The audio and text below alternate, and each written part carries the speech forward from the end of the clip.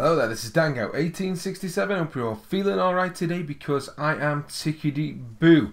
And today's commentary is going to be a little bit different from what I'm used to doing. It is going to be a little bit of a factual commentary about something that's happening actually right now in the world. A little bit of something that may be slightly controversial, but my opinions on it nonetheless. So all I would ask before we get into this commentary is if you do have an opinion that differs to mine, that's fine.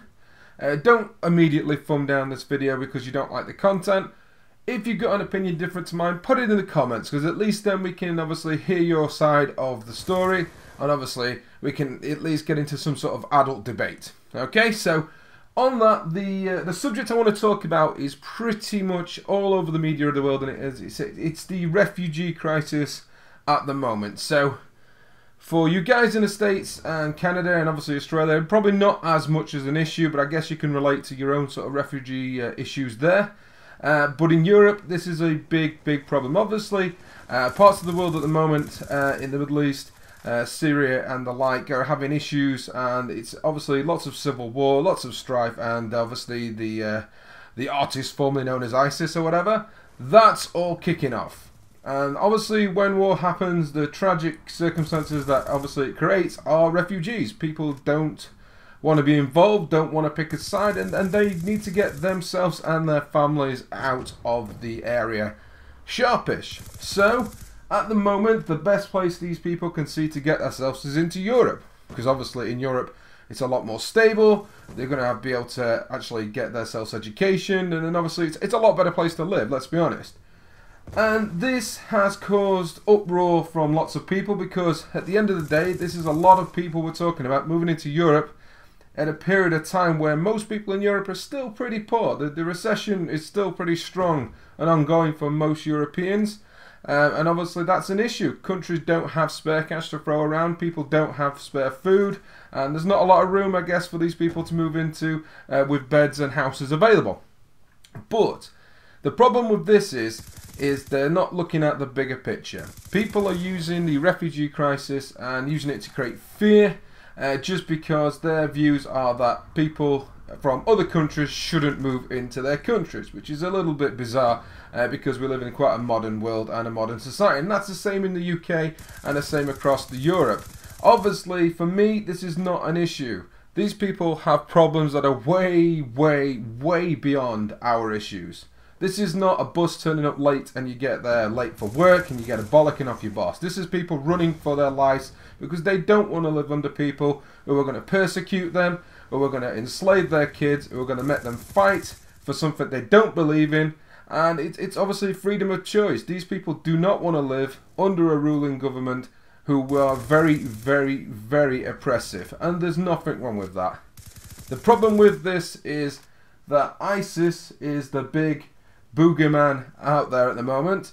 We're all getting a little bit scared about what's going to happen, and certain political factions who are against immigration and foreign people in general are using this to their advantage. I am sick of seeing Facebook posts from certain political people and certain sort of organisations who clearly have their own agenda, using it to scare us. Yes, there may be members of ISIS with these refugees.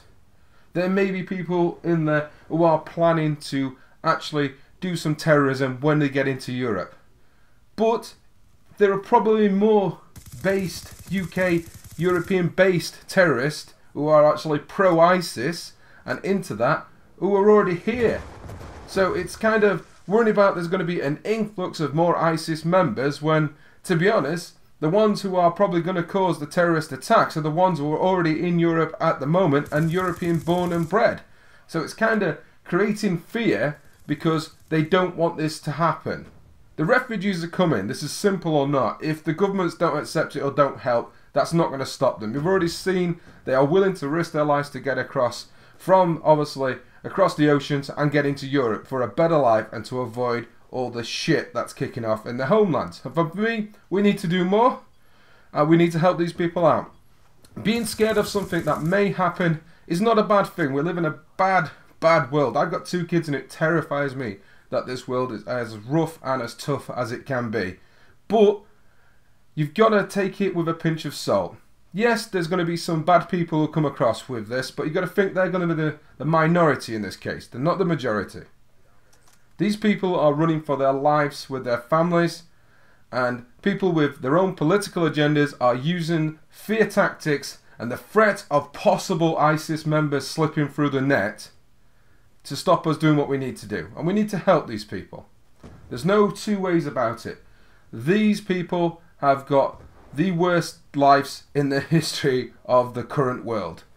They are running from people who will kill them, who will hurt them, who will enslave them, and all they want is a fresh start and to actually get on with their lives. If this happened in Europe, we'd be the first thing to, obviously, the countries would open their borders. If a country in Europe was having these sort of issues, it wouldn't be a problem.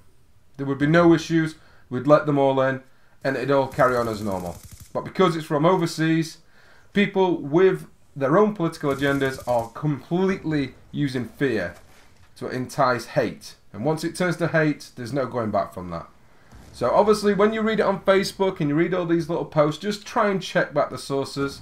Anyone can post anything on the internet, guys. Doesn't make it fact. So when you're reading things and forming an opinion, which you should do, just think about that. Try and get the story from both sides before making your opinion. And if you still decided that you don't want refugees coming, that's fine. But don't be pushing it and using fear and hate to form that opinion. I've been Dango. If you've liked this commentary or you've got some feedback for me, drop it in the comments below. And I'll catch you all later, guys.